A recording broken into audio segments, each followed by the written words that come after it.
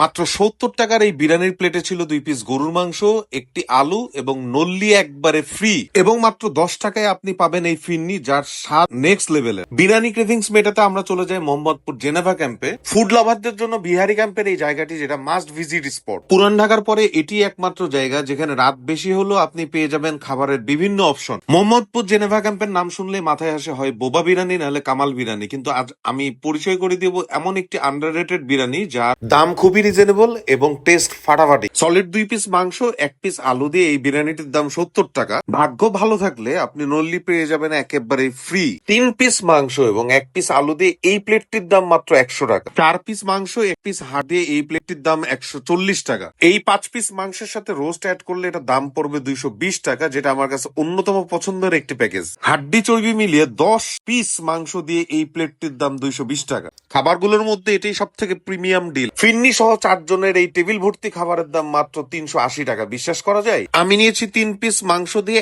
১০০ টাকার প্যাকেজ। ১০০ টাকার এই প্যাকেজটিতে ৩ পিসই সলিড ছিল এবং সাথে ছিল সালাদ ফ্রি। মাংসগুলো ছিল ওয়েল কুকড এবং আলুটা ছিল একবারে মোলায়েম এবং খুবই টেস্টি। রাইসটা ছিল ঝরঝরে এবং তেলের পরিমাণ ছিল খুবই ব্যালেন্স।